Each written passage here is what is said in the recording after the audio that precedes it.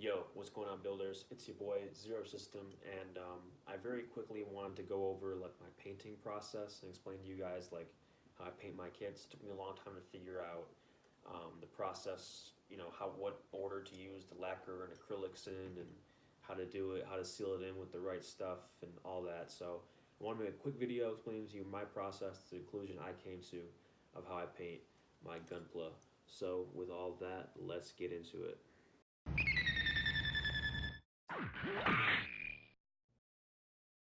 So yeah, here's two of my kits that I painted. These are both fully painted kits. I have more fully painted kits, but I actually gave them away. Gunpla make great gifts. So, but I painted them all using the same process, which we're going to talk about right now. So, when you want to paint your Gunpla, or any model really, you want to start with a primer, because it's going to give you a nice smooth surface. And I've used a lot of primers with the airbrush. I've used like acrylic primers and things like that. But really my favorite primer to use, my preferred primer, especially lately, my local hobby shop always has it in stock, is Tamiya Surface Primer. Usually see it in gray or white, and the gray is just, it's awesome. You can sand over it if you need to. It always comes out with a nice even mist, and it works great. And it's very easy to use. The conclusion I've come to really with airbrush or cans is that cans are easier but more expensive, and then airbrush is cheaper after you have an airbrush, of course, but a little more work. So, and also with an airbrush you can mix custom colors. So depending what you use, a different clear coat is going to be required.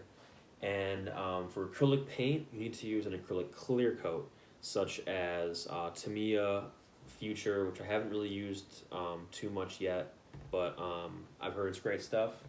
Have the Tamiya X22 right here, that's an acrylic top coat. Or you can use Mr. Hobby, which is these colored cans here.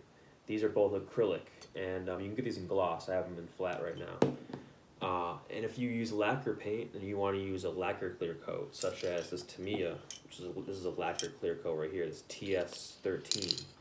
They also make a Mr. Hobby, or I think it's called Mr. Top Coat, lacquer top coat. If you search Mr. Top Coat or Mr. Hobby, there's a bunch of them, but it's basically, it's a gray can. You won't find it with any color on it. It's just an all gray can. And it's usually more available than these are too for some reason. And that's also a lacquer top coat. So for lacquer paint, lacquer top coat. Acrylic paint, acrylic top coat. And while this is the safe route, I have recently used Tamiya lacquer over these Tamiya acrylics right here, and I actually had good results. So I painted this little die-cast car to kind of test it. And if you can see it shining in the light, maybe you kind of can't, but I've had people saying that the lacquer, if you spray it over the acrylic, will eat it away and ruin your paint. But as you can see here, it did its job, and it gave it a nice gloss. Now I did let it sit and cure, like in front of a heater for 24 hours, which is not in front of a heater, but it kind of intermittently. I let it cure for a good day. So that probably had a good, it let it dry completely and cure, and that probably, had a lot to do with it not messing up the paint. So, you can experiment with using acrylic or with lacquer top coat over your acrylics. Just be careful.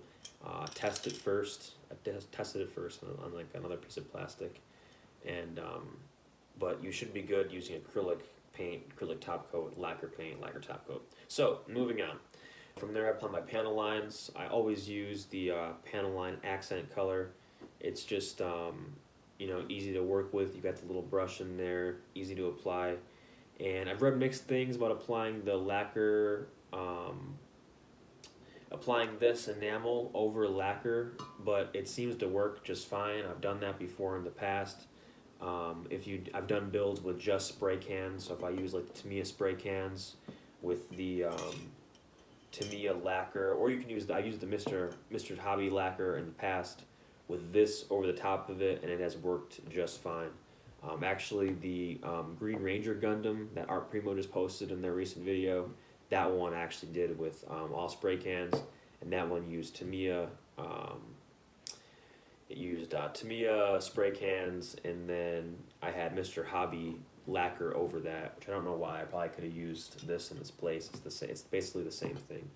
To clarify, I'm saying the gray can, which I'll put a picture of right here, not these colored ones, because this is acrylic. This is a different. Oh yeah, so the big thing with this though. Big thing with this is don't use, if you paint your kits, then don't use a gun marker. This is not going to be effective here, because the only thing you can clean this up with is going to be rubbing alcohol, and if you use that, that means you're going to take off your paint, because you probably used the acrylic, at some point, and that's going to be ruined if you get alcohol anywhere near that. So don't use gun marker. Only use this, even though it might seem more risky if you're new to all this. Trust me, this is the way you want to go. And then you can use the trusty lighter fluid, the Roncinol, ignore the fancy deluxe sticker. Oh, there we go. The Roncinol to clean it up, because this will have zero reaction with the lacquer. At least in my experience, I've had zero reaction with the lacquer top coats, and it will definitely have no reaction with any kind of acrylic top coat, such as Pledge, such as this stuff in gloss only, or this one. This is good to go. Like, this is good to go together. You're like, no problem. Cleaning that up, cleaning up your panel lines on any of this stuff. So at this stage, I also apply my decals, because you'll have a nice gloss surface. So clean up your panel lines and then apply your decals. From here, I matte coat, and I always pretty much use, actually to clarify, I matte coat, and then I either weather and matte coat one more time, or I call my kits done at that point. But either way, I always use the Mr. Hobby top coat.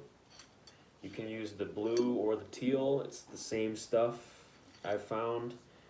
Just be sure to shake your cans a lot. I shake them for a good 2 minutes before I spray them. And then be sure to spray from 1 foot away too. No matter what you're spraying in any of this video, spray from a good foot away. 6 inches is the very, very closest. You don't want to get too close to what you're spraying. With your top coating, you can also use XF86. Ignore that it's green. I have some mixed up paint in here. It's just an old jar. But you can also use the XF86.